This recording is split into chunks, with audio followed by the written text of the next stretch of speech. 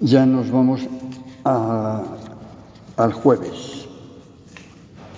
Algunos detalles solo, como antes, entrar con detenimiento, pues ya se hará, ¿no? El Jueves Santo, el Viernes Santo. Aquí estamos resaltando solo algunas cosas, como decía, que nos ayuden a estar más preparados y a sacar algunas aplicaciones para nuestra vida diaria, ¿no? El Señor manda a sus discípulos a que preparen la Pascua. Y ya los preparativos que el Señor les dice indican también la dignidad de aquel momento. Una sala amplia, probablemente se pueden decir, pero en fin, la casa de la madre de Marcos, el cenáculo, que allí está, aunque el sitio que se suele visitar como el cenáculo probablemente dicho, parece que no fue exactamente ahí donde fue la última cena, pero bueno, en aquellos lugares que se conservan. Y antes de ese momento tan decisivo vendrá ese largo discurso de varios capítulos narrado por San Juan, que también vale la pena leer con calma. Y en un momento dado, como sabemos, pues viene el lavatorio de los pies, que debió de dejar a los apóstoles también muy sorprendidos. Como sabéis, lavar los pies era una tarea propia de los esclavos. El Señor se pone a ese nivel. Es como el esclavo de sus apóstoles. Les sirve hasta ese momento, hasta ese nivel de entrega. Hasta el punto de que pues, Pedro no quiere que le lave los pies y el Señor le dice, si no te lavo a ti los pies no tendrás parte conmigo.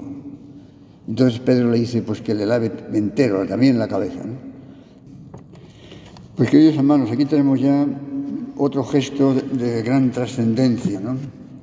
En muchos lugares, como sabemos, en la celebración de la cena se incluye el lavatorio de los pies de un grupo de personas, en fin, donde no es fácil o posible, pues no se hace, pero en cualquier caso se conmemora ese momento tan trascendental. Dice el Papa Francisco sobre el lavatorio de los pies: esa costumbre habitual en los tiempos de nuestro Señor con los huéspedes que llegaban para limpiarles del polvo de los caminos. Pero esto no lo hacía el dueño de la casa, lo hacían los esclavos, un trabajo de esclavos. Y Jesús lava como esclavo nuestros pies.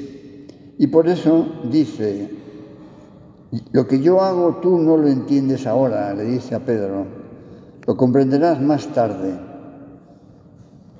Comenta el Papa, es tan grande el amor de Jesús que se hizo esclavo para servirnos, para curarnos, para limpiarnos. Luego el Señor dirá, os he dado ejemplo, para que, como yo he hecho con vosotros, también lo hagáis vosotros.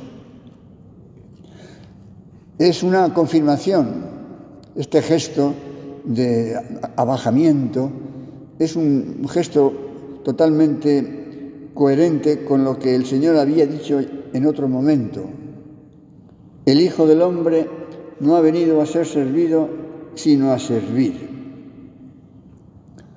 Lavar los pies quiere decir servir. Y nos comenta en este caso el San Juan Pablo II, solo aquel que verdaderamente sirve a sus hermanos, se entrega, solo aquel que verdaderamente sirve transforma verdaderamente al mundo para restituirlo al Padre. Está como dispuestos a esa entrega. Y todos necesitamos ser lavados, evidentemente, todos necesitamos ser lavados. Y Y comenta también el Papa, es necesario confesar nuestra propia indignidad y aceptar la purificación que nos da Cristo. El lavado de los pies es también un gesto, evidentemente, del lavado del alma en la confesión. Purificarnos, dejarnos purificar por el Señor, para tener después parte con Él en las cosas que Él quiere llevar a cabo en este mundo, para transformarlo, para restituirlo al Padre. El lavatorio de los pies. Y como comencé también al inicio, ¿cómo les dirá la señal que ha de distinguir a los seguidores del Señor? Que os améis los unos a los otros como yo os he amado, como yo os he amado. No de cualquier manera, porque nosotros podemos amar a quien nos ama y no amar a quien no nos ame. Podríamos hacerlo así, pero ese no es el amor con el que Dios nos ama. Él dice, amaos como yo os he amado. ¿Y cómo nos ha amado el Señor? Pues como bien sabemos, no solo ya limpiándonos los pies, lavándonos los pies, sino entregando su propia vida. Por tanto, ya no sería válido amar solo a los que nos amen, porque el Señor ama también a los que no le aman a Él. Aquellos judíos que le perseguían y le van a condenar, el Señor no les odia. Dirá desde la cruz, Padre, perdónales, porque no saben lo que hacen. Está como buscando alguna disculpa para que el castigo que merezcan sea lleno de la misericordia de Dios, aunque lógicamente también con la justicia correspondiente.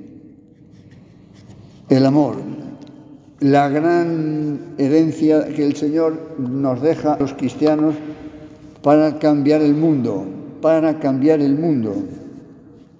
Pensemos por un momento si en las relaciones humanas, especialmente entre los que tienen más poder en los pueblos, los que gobiernan las naciones, etc., en el ámbito económico, político, que queráis, ¿no? Imaginemos por un momento que las relaciones entre esos hombres de diversos países, de diversos continentes, independientemente de la lengua o cualquier otra cosa, estuviera presidida sobre todo por el amor. Evidentemente el mundo sería de otra manera, de otra manera.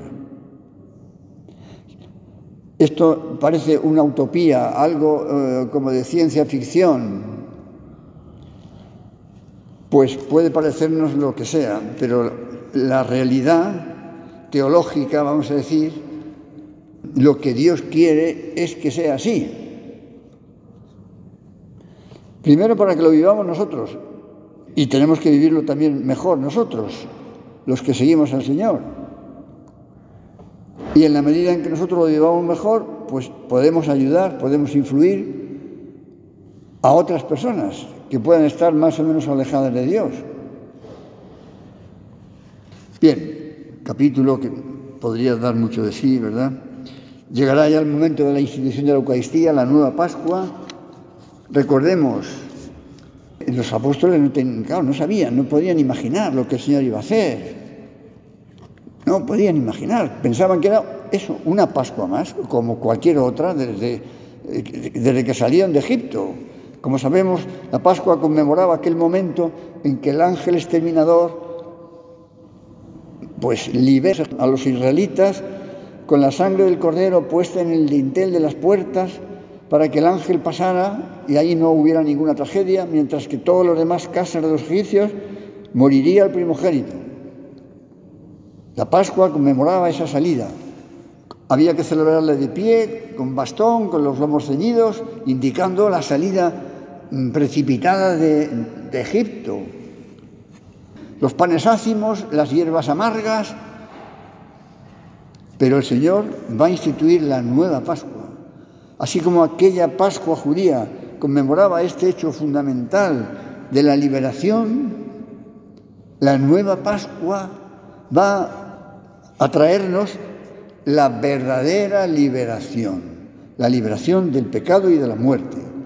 Participar nada más y nada menos que del cuerpo y de la sangre de Cristo, con un poder que el Señor dará a sus discípulos inimaginable, porque solamente Dios puede hacerlo, para que el sacerdote pronuncie las palabras de la consagración y en el altar esté el mismo Dios. Bueno, todo esto sería como para estar dándole vueltas, agradeciendo al Señor infinitamente, porque no puede haber un milagro más grande, no puede haber un milagro más grande, más aún que resucitar un muerto, mucho más, porque aquí es Dios mismo, el mismo Hijo de Dios, el que vemos aquí en la cruz. ¿Cómo no vamos a asombrarnos, a adorar al Señor, a vivir esos días muy pendientes de la Eucaristía, a visitar los monumentos, a adorar al Señor, a participar en la hora santa, si se puede, etc. Bueno, y después ya nos vamos al Huerto de los Olivos y ya antes hemos hecho alguna alusión a esa oración intensa del Señor y al sueño de los apóstoles. Y aquí otra enseñanza para nosotros.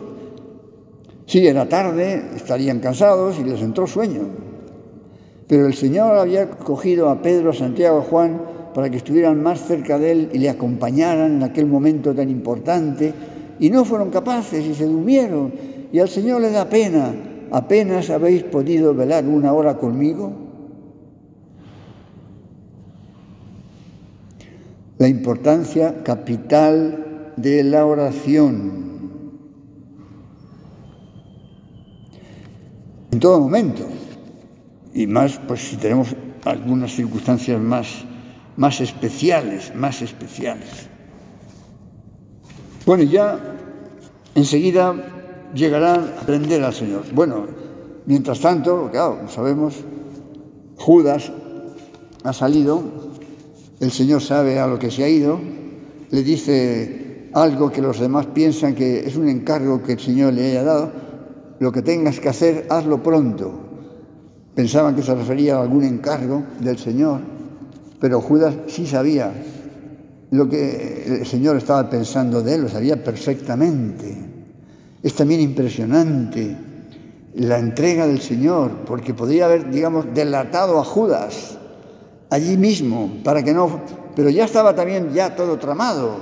En aquel momento era solo para decir a los soldados de noche quién era Jesús, porque todo lo demás ya estaba hecho, el pacto de las 30 monedas. Tremendo.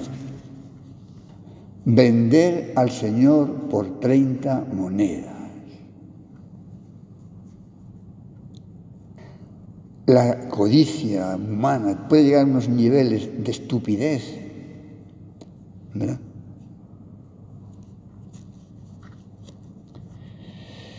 Pero bueno, aquí dos cosas interesantes. Judas le traiciona y comete un gravísimo pecado. Pedro le va a negar, como sabemos, 3 veces. Ya se lo había dicho el Señor también antes, cuando dice que estaba dispuesto a morir por él. ¿Tú, a morir conmigo? Me negarás 3 veces antes de que cante el gallo. Que Pedro le niegue al Señor 3 veces delante de personas que tampoco tenían mayor autoridad, indica también una notable cobardía. Pero claro, hay una diferencia esencial, y es que Pedro se arrepiente y llora y pide perdón, y el Señor le perdona y le mantiene al frente de los apóstoles. Qué lección tan impresionante para Pedro. Por eso el Señor, antes de ascender a los cielos, le preguntará 3 veces, Pedro, ¿me amas? Y Pedro, evidentemente, se daría cuenta enseguida que aquellas 3 preguntas estaban relacionadas con aquellas 3 negaciones como para que ahora Pedro confirmara también 3 veces su amor, su fidelidad, su entrega hasta la muerte. Y Judas no se arrepiente. Vamos, no es que se arrepienta, se desespera. Tira las monedas, se da cuenta de que ha hecho algo que está mal, pero no pide perdón. Quizá por soberbia, porque pensara que el Señor no le iba a perdonar, porque el demonio le lleva a la desesperación, que es lo que el demonio pretende. Primero que pequemos, que metamos la pata y luego que nos desesperemos y, si es posible, que nos quitemos la vida. Si Judas se hubiera arrepentido, Judas sería apóstol, habría seguido entre los 12 con toda seguridad. Imaginemos lo que sería la predicación de Judas diciendo así con toda: yo entregué al Señor, pero me perdonó. O sea, eso tendría una fuerza de cara a que los pecadores, quienes fueran, se dieran cuenta que nadie está excluido del perdón de Dios.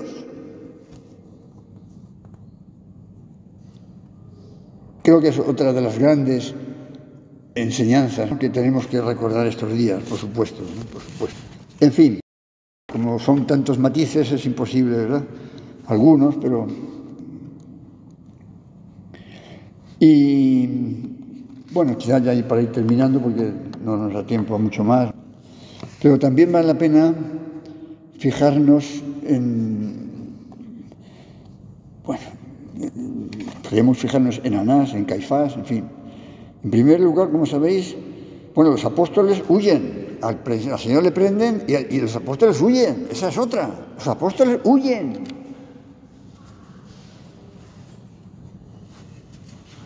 Nos sirve a nosotros, y bueno, los apóstoles luego van a dar la vida, pero han sido cobardes, como luego en la cruz, no van a estar en la cruz, salvo Juan. Nos sirve para ver que aunque seamos tan débiles como pudieran ser ellos, o seguramente mucho más, pero en fin, si queremos, la gracia de Dios nos transforma, porque ellos sí, se portaron muy mal, pero resucita el Señor, ven a Cristo resucitado, después llegará el Espíritu Santo y ya no hay quien les pare. Bueno, pues eso es la gran confianza que hemos de tener nosotros, en cómo debe actuar la gracia de Dios en nosotros. Y termino con unas palabras del Papa, que es un poco como una pequeña síntesis de los diversos personajes que han ido saliendo, y algunos más que no nos ha dado tiempo, iba a decir Anás, Caifás, Pilato, Herodes, no nos da tiempo, pero el Papa, en una homilía hace unos años, casi al comienzo de su pontificado, el Papa nos iba preguntando si nos identificamos con alguno de los personajes que aparecen relacionados con la pasión del Señor. Por ejemplo, dice, con esto termino: ¿soy yo como el grupo de dirigentes que estaban esperando para apresarlo? ¿Soy yo como Judas, que finge amar y besa al Maestro para entregarlo y luego lo vende? ¿Soy como los otros apóstoles que se quedaron dormidos? ¿Soy como aquellos dirigentes que organizan a toda prisa un tribunal y buscan falsos testigos? ¿Soy como Pilato? Cuando veo que la situación se pone difícil, ¿me lavo las manos y no sé asumir mi responsabilidad? ¿Soy como aquellas gentes que no sabían bien si se trataba de una reunión religiosa, de un juicio, de un circo, y que elige a Barrabás? Para ellos da igual, era más divertido para humillar a Jesús. ¿Soy yo como los soldados que golpean al Señor, le escupen, le insultan, se divierten humillándole? ¿O soy como el cireneo, que vuelvo cansado del trabajo, pero ayudo al Señor a llevar la cruz? ¿O por el contrario, como aquellos que pasaban ante la cruz y se burlaban de él, que baje de la cruz y creeremos en él. O soy como aquellas mujeres valientes.